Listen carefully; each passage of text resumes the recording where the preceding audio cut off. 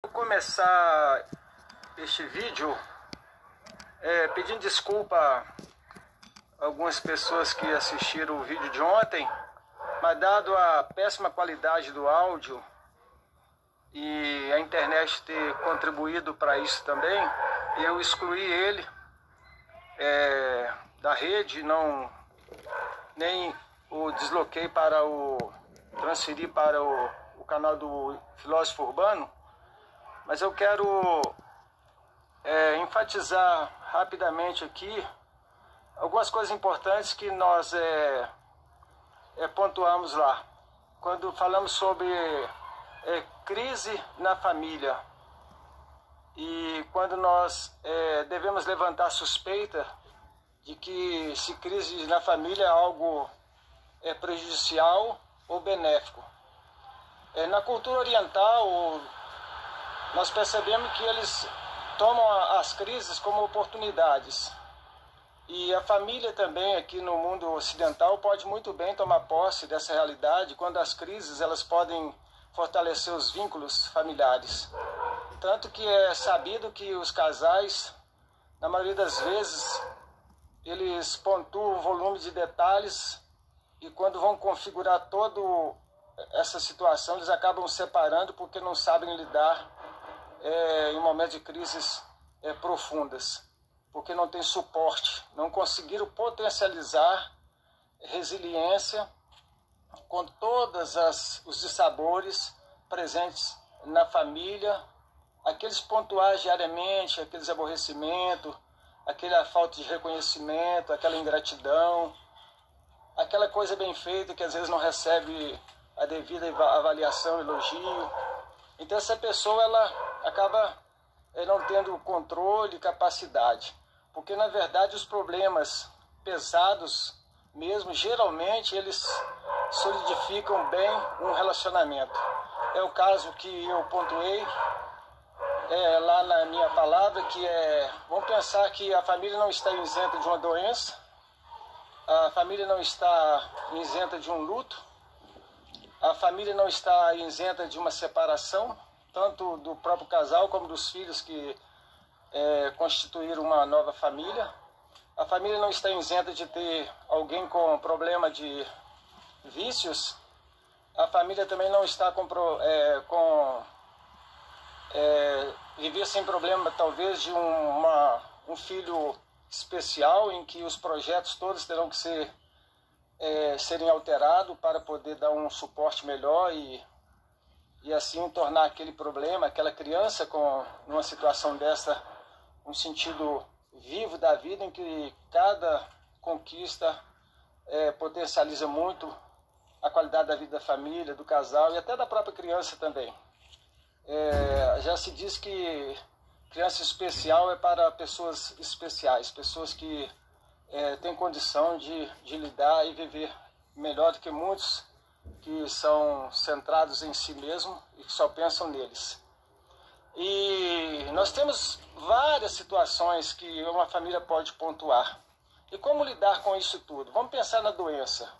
Na doença você nunca deve trabalhar com negação, com revolta, a família principalmente, mas deve tentar introduzir nessa família uma aceitação para conviver bem com o doente, para que ele se perceba acolhido e não produtor de sofrimento para a família, porque isso pode o restabelecimento dele quando ele percebe que ele está sendo um tropeço, um desvio de todo sentido da família. Então, acolher esse doente, né? Serem empáticos todos da família, é importante para o doente, principalmente quando é uma doença incurável, quando o diagnóstico ele é muito sério, muito grave. E nós temos aquelas doenças que elas trazem simplesmente um reforço das nossas falhas no cuidado que temos com os filhos, conosco mesmo, de tal maneira que nós precisamos ter muito cuidado, porque se assim não tivermos, nós vamos transformar uma crise que pode criar vínculo numa situação desvinculante, num produtor de distanciamento. caso do luto, é impossível. A vida e a morte, elas andam de mãos dadas e não há como separá-la. A palavra de Deus nos fala que a palavra de Deus tem poder para dividir alma e espírito, juntas e medulas, e é apta para discernir os pensamentos e as intenções do coração.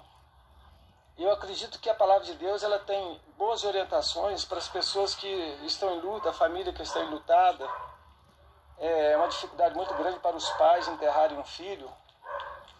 E na atual conjuntura nós temos aí pessoas que, por causa do coronavírus, ceifadas várias vidas da mesma família. Então, luto é um problema sério. E a separação? A separação é algo que, primeiro, que ninguém planta pensando em não colher. Ninguém casa pensando em separar, visto que isso não é a cultura de um ser racional que existe. Ele não quer vender uma fragilidade. Ele quer acreditar que ele está fazendo um bom investimento, que ele está entrando decidido, determinado.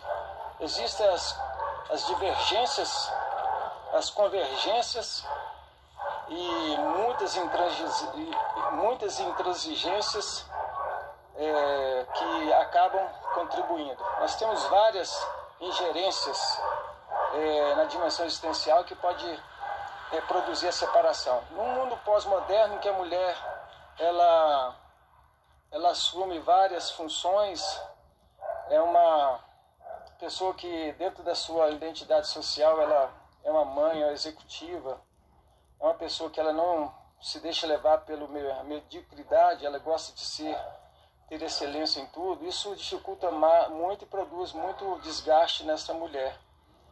E se o marido não tiver capacidade de lidar com essa mulher executiva, capaz, competente, que às vezes ganha melhor do que ele, pode produzir uma crise, um distanciamento.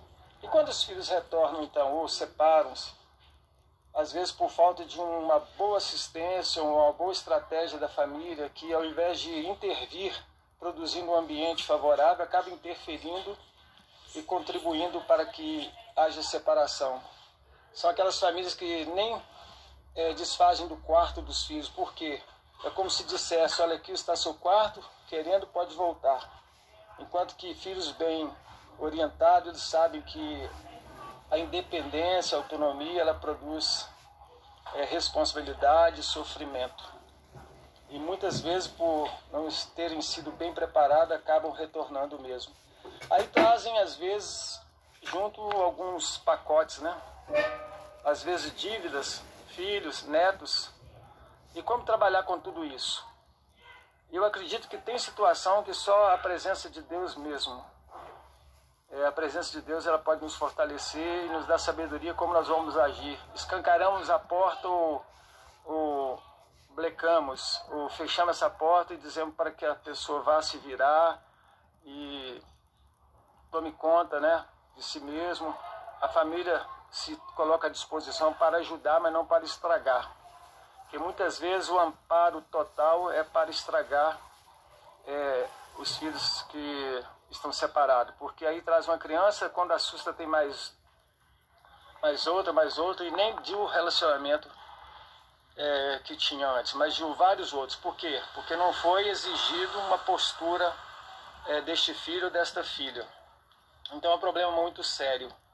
E nós temos que estar alinhando tudo isso também, porque neste momento precisa de uma cumplicidade do casal, dos pais, para que o filho que passou pela experiência perceba que a condição sustentável dos pais é porque eles chegavam em acordo, mesmo que um ainda sofresse a perda da sua vontade. De tal maneira que eles se construíram e se mantém nessa cumplicidade, que quando um quer, o outro aceita, mas determina que ele concorda, ele apoia, mas no sentido de dar cobertura, estar presente, mas ele não acredita ser o melhor. E assim, num bom diálogo, o casal consegue passar essa fase. A outra é quando realmente os pais abominam completamente, porque eles não entendem a realidade do casal e começam a culpar todos. Nesse momento não é para ser juiz. Se não podemos acolher não devemos também acusar, porque não funciona para a família. E isso realmente é bem real na vida dos pais. Não deve se discutir, porque pais que discutem com o filho, desde já não têm autoridade. A ordem é dada, obedecida. Caso contrário, nós temos meios legais que protegem tanto os pais como os filhos. E fazendo uso, a família vive bem melhor. E quanto drogas, é sabido que por melhor que você eduque um filho, por melhor que você oriente, que você dê condição a esse filho de enfrentar a vida, nunca daremos uma educação perfeita. E a possibilidade dele entrar por um caminho pernicioso, um caminho não o melhor, os pais devem entender que a escolha é uma escolha dele ou dela, para que esses pais não sofram, visto que já sofreram para educar, para investir. Se estão completamente tranquilos, leves, de que cumpriram aquilo que foi confiado por Deus ou a sociedade, então é necessário muito cuidado para que o sentimento de culpa não tome conta deste casal. E nesse processo terrível, que quando nós temos alguém com vícios em casa, não venha transtornar toda a família. Esse doente, que deveria ser o que mais sofre, na verdade não, ele simplesmente distancia, vai viver a vida dele e deixa para trás pessoas carregadas de culpa e uma acusando ao outro. Isso é uma bobagem. Eu conheço não apenas um casal, conheço vários casais que morreram junto com os filhos que escolheram caminhos tortos. Nós temos que reconhecer falhas, lógico, porque nós não acertamos em tudo, não existe um manual de educação. Mas existe, na verdade, uma oportunidade de a gente dar uma direção para os filhos, apontar o caminho e ir com eles. Em Provérbios 23:6 fala que ensina o menino no caminho que deve andar. No caminho você vai junto, ele vai estar seguindo teus passos. Então é muito importante você ter essa consciência de que os filhos não podem estragar o casamento, porque eles são extensão, e os vícios dos filhos.